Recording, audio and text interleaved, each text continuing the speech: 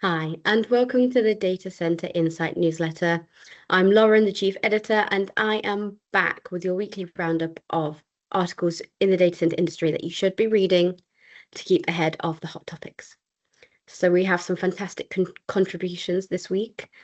We have a number of thought leaders and articles by them. So we look to Robert Belinsky, the General Manager at DCi Engineering Group, and he looks at why the data center boom demands a different commissioning mindset from the legacy era.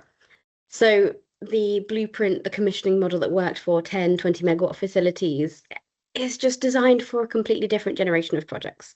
As campuses grow in scale and delivery schedules continue to compress, planning for commissioning must be considered from day one. And, AI campuses and high density deployments and 70 megawatt plus facilities require a fundamentally different approach. And that's what he discusses in his article.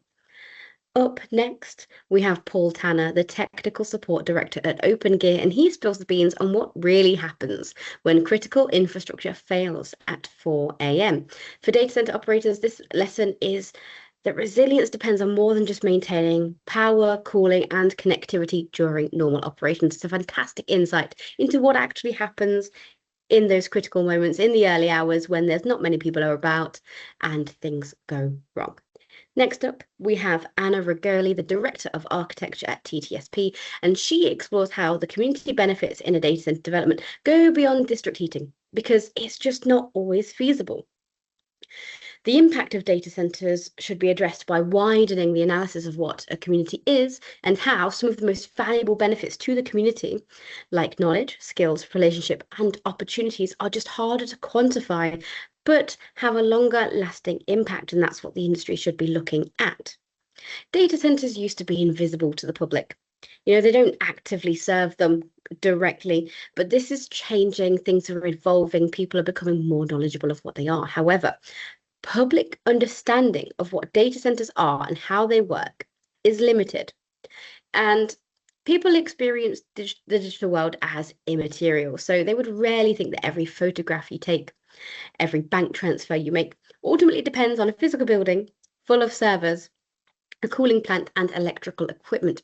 So if the industry wants to improve relationships with communities, perhaps it needs to consider how to be better understood and how to break the data center's invisibility. Last but not least, I continue our people skills and culture theme with an article around how UK data centers are burning out their staff and how to fix this. So we have a talent shortage. We have a skills gap that is widening. And there's also a retention crisis. So operators are spending a lot of money poaching experienced candidates from competitors instead of investing in their team and in new talent and investing in training programs and expanding skill sets. This is just a very expensive game of musical chairs. And the poaching cycle only gives short-term relief for this missing talent. It's also driving pay inflation without fixing the underlying burnout or adding new talent to the industry. So implementing modern shift rotations with compressed work weeks, built-in training time, creating dual technical and managerial career ladders. These are actionable fixes for operators who want to solve employee burnout, increase morale, and reduce that high turnover in junior and mid-level operational roles. That's all from me this week. If you would like to contribute to August's theme of people skills and culture, please email me at editorial@datacenterinsight.co.uk. Bye for now.